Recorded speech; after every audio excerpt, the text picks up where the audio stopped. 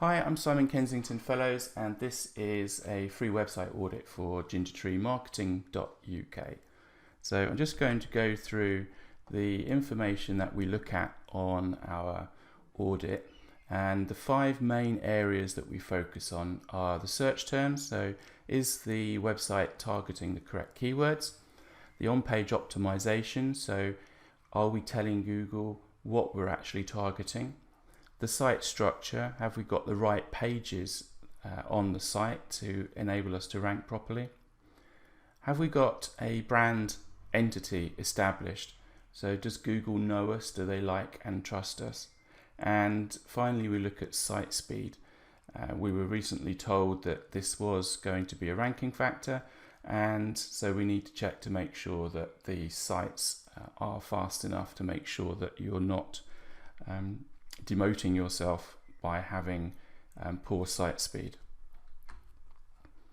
So the first area we're going to look at is the search terms, and this is vital. Now, this is by no means any extensive keyword research.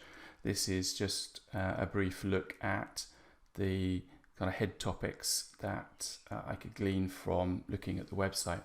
So general kind of good practice is to focus one main keyword per page, and making sure that that keyword has actually got some search volume, which means that people are actually putting into the search engine queries about that particular keyword.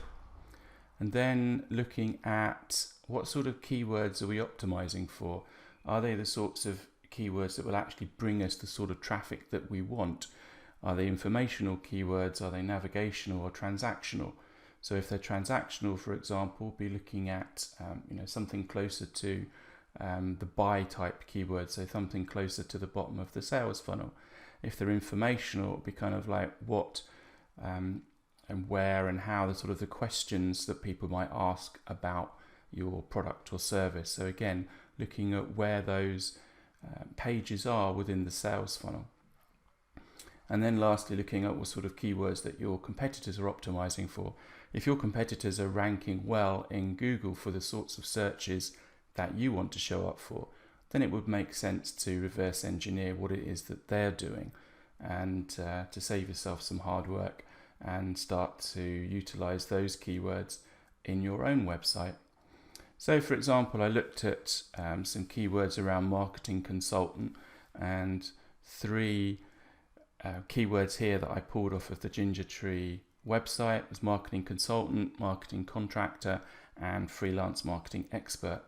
Now, I put these through Ahrefs, which is a widely recognized as one of the best SEO tools, and the keyword research shows that there is around about 1,400 searches for marketing consultant, whereas marketing contractor only gets 20 and freelance marketing expert gets 0 searches. Now, it's not 100% scientific.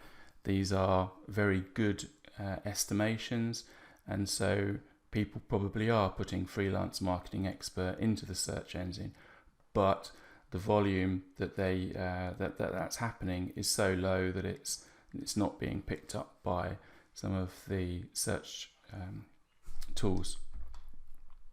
As we can see here, I've just taken a screen grab of that analysis, and we can see there the information about marketing consultant, which is actually the parent topic. So that's generally why there's a lot more keyword volume around that. And so if we were optimizing our page for marketing contractor, then we can see that we are doing ourselves out of a lot of search or potential search volume. So doing a bit of research to see which version of the keyword works best is vital. And surprisingly enough, even the plural of a particular keyword can get much higher search volume than the non-plural, or vice versa. So it's always a good idea to make sure that you're optimized for the particular keyword that attracts the most search volume, even though sometimes it might not look grammatically correct. But Google still isn't clever enough in all occasions to think that marketing consultant and marketing consultants are the same keyword. And you can see that by when you do a search for marketing consultant and then another search for marketing consultants, that you end up with a different set of results on the first page. So it's always worth just checking that. If your keyword happens to be one of the ones that shares the plural, then that's absolutely fine, but in many cases that's not the case. So now we know what our keywords are, then we want to make sure that we are optimizing our pages properly so that we're actually giving the right signals to Google. Now, Google will use a number of zones on the page which enable it to determine what the page is actually about. So it would make sense for us to put our keywords in those zones so that we are doing the best that we can to tell Google this is what the page is about and what you should be showing when people are searching for our keyword phrases. So the number one is the URL. So if you can get the keyword in the URL, that's great. The page title, that's the area that shows up when you do a Google search and you see the text at the top of each listing. That's the page title. It also will show up when you hover over the tab in a browser like Firefox or Google. Your H1 tag, that's another area that's vital to have the keyword in it, and it's always good to have the keyword leading in that tag, so having the keyword front loaded in those H1 tags. And then you have the H2 to H4 tags, and again it's important to have keyword variations in these places. H4 I like to have the main keyword but wrapped around a call to action. Now you might find that on many WordPress themes that the theme itself hijacks the H tags and uses them for styling purposes, and so you can find that a number of areas on the page like headings and things like that, sign up for our newsletter, find us on social, those kind of headings that might be pre-populated on a page actually use H tags to make them stand out, which is wrong. They should be using CSS styling to do that. And so what can happen is that you can dilute the topical relevancy of a page by having these rogue H tags in there. So it's always a good idea to look at tidying those up. You might need to get a developer to change those if it's hard coded into the theme, or if you've got a modern page builder, then you can usually go in there and edit the style of the text that's being used for those headings. You also want to make sure that the keyword is in the first and last paragraph and that it's in the meta description. The meta description is the snippet of text that shows up in the search results. You also want to make sure that you have an image that's relevant to the page and that that image has an appropriate alt tag text. The alt tag is what's used traditionally by screen readers, so where you have people with visibility issues and they use a text screen reader, the alt tag is what the screen reader will pick up instead of the image or in place of the image. So this is another vital area that you can use your keywords to help the overall relevancy of the page. So looking at the page, the home page for the Gingertree site, we can see that marketing consultant, which we know is the top and most popular keyword, isn't mentioned on the page at all. So it's going to be difficult for the page to show up for marketing consultant related terms. We can also see in the underlying image that the H tags aren't being utilized very well either. There's no H1 tag, there's one H2, no H3s and no H4s, and the H2 tag on this page is a sentence, which again I think is being used for styling purposes rather than anything else. And so having a long sentence as your H2 really confuses Google as to actually what the page is about. So careful and planned use or strategic use of your H tags is vital for good on-page optimization. Now we're going to look at some site structure. This does have an impact on ranking. Google expects to see certain pages on a website and expect certain content on those pages. So we expect to have a home page, and that will be information about the company, the product, the services. And more often than not, certainly for small businesses, it's the home page that's going to show up in searches. So it's important that that's optimized. We need to have an About Us page. An About Us page is where we can add evidence of our expertise, if you like. So similarly, when you're applying for a job, you'd list all of your accreditations, all of your qualifications, all of the reasons why you're good at what you're good at. Those should also be included on the About page, and we should include links out to our qualifications, to our universities, to our colleges that we may have got those qualifications from. If we're members of professional bodies, then we should link out to the professional bodies. We've got a LinkedIn page, and we should link out to our LinkedIn page. If we've got other pages around the web that demonstrate our expertise and our specialisms, then we should link out to those. A contact page, we should have a page where people can easily find contact details. There should be a phone number, a local phone number to the town that your business is registered in is ideal, because this adds more trust to your website.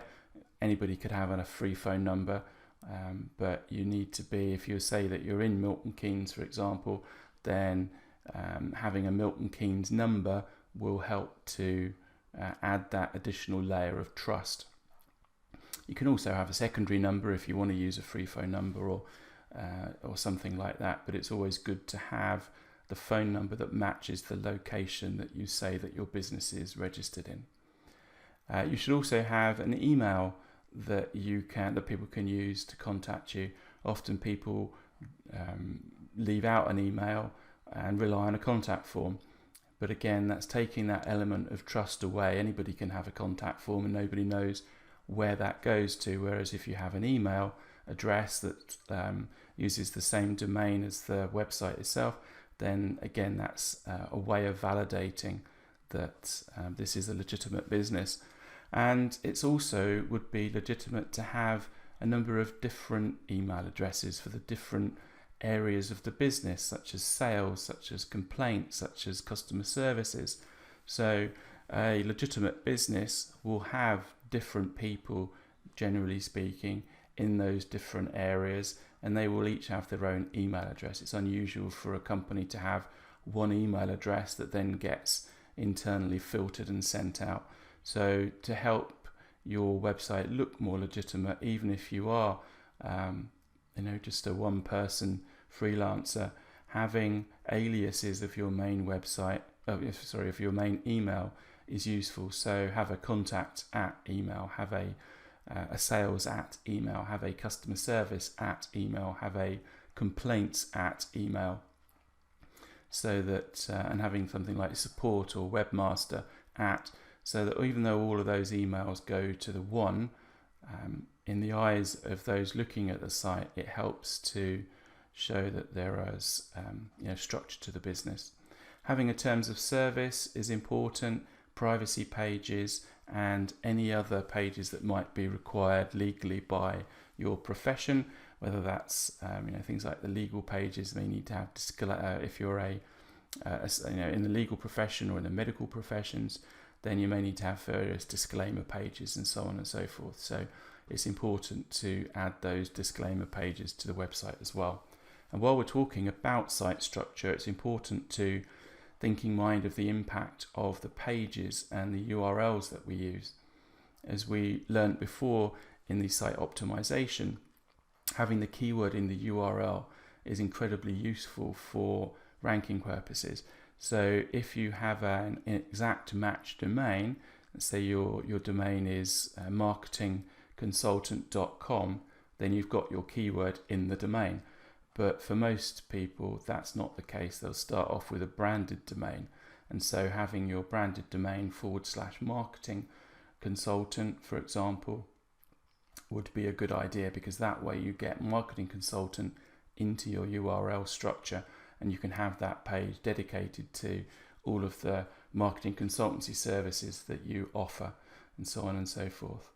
So keeping the URLs short and sweet and having keywords in them where appropriate is vital to having a well-optimized site structure.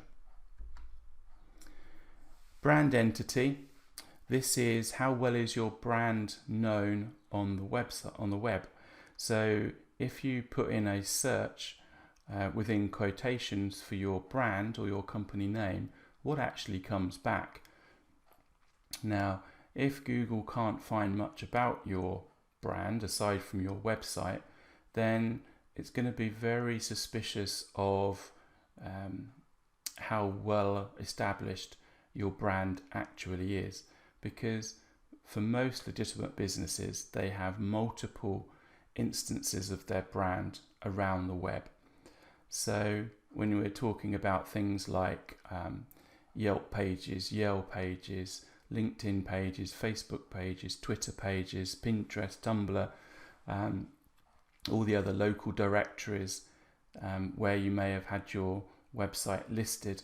So when you do a brand search, what you want is for all of those pages to come back. You want to be dominating the first 2 or 3 pages of the search engine. And the more of those websites that mention your brand, the better it is and the more trust that Google will give you. So you can start to see that if your website comes back first, then that's a very good signal.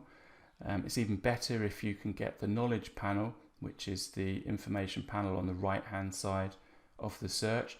That's usually pulled out from having a Google My Business profile, and so it's important to have that profile properly filled out so that it brings back for your brand search there. A lot of people think that that's just for plumbers or electricians, but every business on the web that's using Google as a way of generating leads and sales should have filled out their Google My Business profile.